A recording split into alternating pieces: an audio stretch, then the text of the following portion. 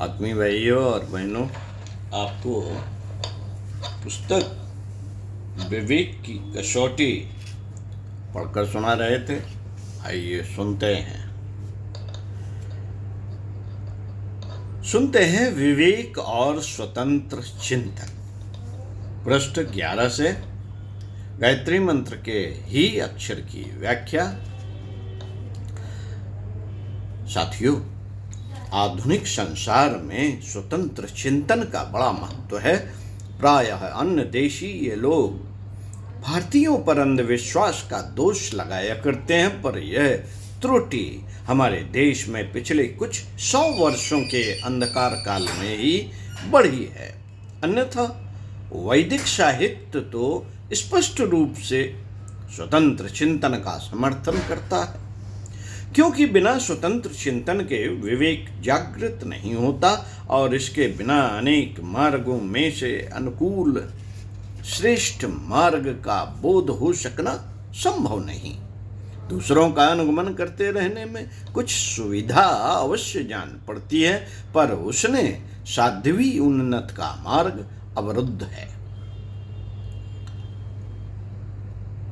जिस भांति आलसी, काहिल और विलासी वृत्ति के लोग अपने शरीर से पुरुषार्थ नहीं करना चाहते हैं, उससे कतराते हैं, उसी भांति अनेक लोग विचार और मन के जगत में सदा परोपजीवी स्वभाव के होते हैं। वे चाहते हैं कि दूसरे हमें चिंतन और मनन करके विचार दिशा प्रदान करें और मैं चुपचाप हांके जाने वाले पशु की तरह केवल उस पथ का अनुसरण करता रहूं। उस पथ के अच्छे और बुरे होने का दायित्व मेरे ऊपर नहीं हो। कोई इसे बुरा होने पर दोष मेरे सिर नहीं डाल सकता, पर ऐसा करते समय उसे यह पता नहीं होता कि आखिर अनेक पथों में से किसी एक राह को अपने चलने के लिए चयन कर लेने में भी उसका एकमात्र उत्तरदायित्व हो जाता है। इसलिए वे सभी भांति अपने को निर्दोष सिद्ध करने में सफल नहीं हो सकते। फिर भी ऐसे जनों का मानसिक और बौद्धिक आलस्य दूर नहीं हो पाता। ऐसे मनुष्यों की उन भेड़ों से बहुत कुछ क्षमता की जा सकती है जो एक भेड़ के पीछे चलने की वृत्ति रख कर कुएं में गिर सकती हैं। इस वृत्ति के मनुष्यों का व्यक्तित्व कभी निखर नहीं सकता। वह अपने जीवन में महान कार्य करने के लिए प्रायः अयोग्य ही सिद्ध होते हैं। साथियों, अध्ययन तो अनेकों व्यक्ति करते हैं, पर सभी विद्वान नहीं हो पाते। इसका कारण क्या है? कितने व्यक्ति हजारों पुस्तक पढ़ डालते हैं, कितनी रट भी लेते हैं, फिर भी यदि उनका कुछ निश्चित विचार नहीं है, स्वतंत्र चिंतन नहीं है, तो वह उतना बड़ा विशाल पठन पाठन भी उसके व्यक्तित्व को, उसकी सत्ता के महत्व को स्थापित करने में असमर्थ ही रहता है।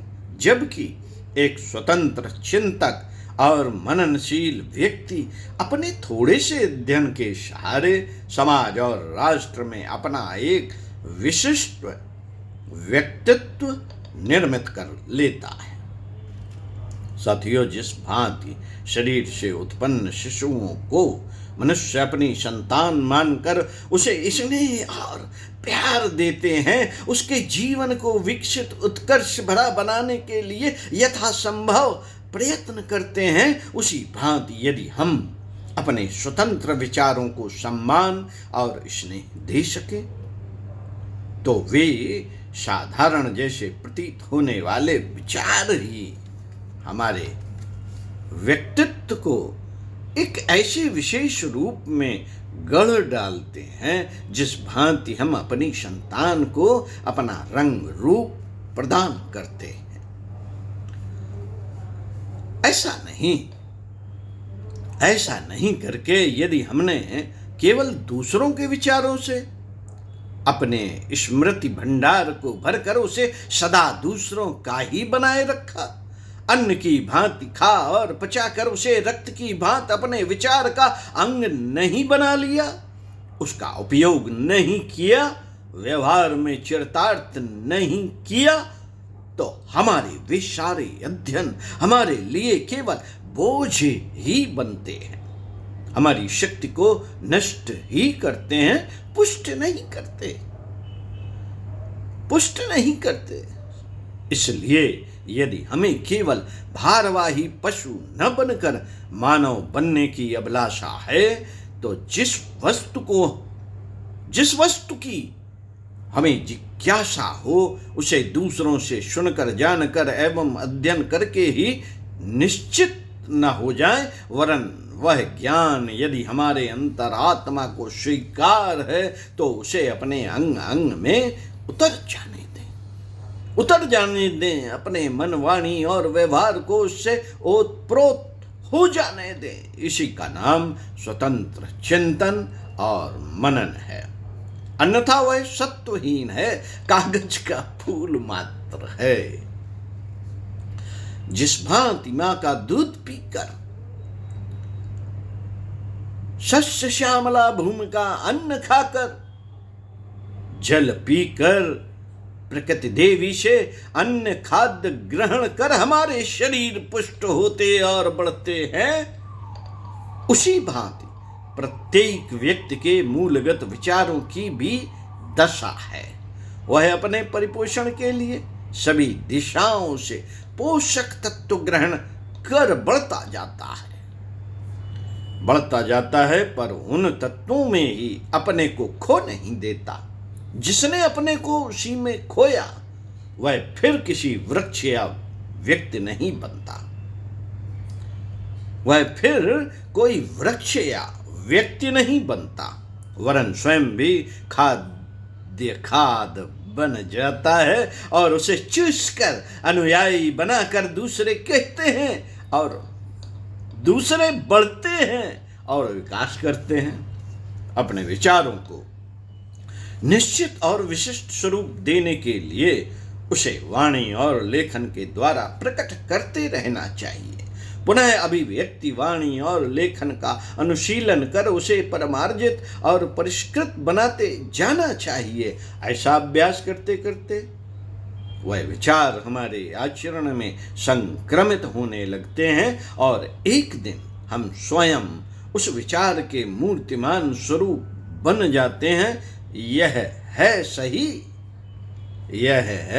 सही शुद्ध चिंतन मनन का परिणाम। यह सृष्टि विविधात्मक रूप में ही अनंत है, इसलिए यहाँ की कोई भी रचना सृष्टि रूप और आकृत संपूर्णतया एक जैसी नहीं होती। इसलिए विवेक युक्त व्यक्तिगत निर्माण करने के पहले हमें स्वयं अपना ही चिंतन और मनन करना चाहिए। हम कैसा बनना चाहते हैं साथियों, हम कैसा बनना चाहते हैं, यह भी गंभीर चिंतन और मनन के फलस्वरूप अपने अंतर से ही उत्पन्न होता है, दूसरा इसे नहीं दे सकता। ओम शांति। साथियों, स्वाध्याय सत्संग करते हुए चिंतन मनन अवश्य किया कीजिए। ओम शांति।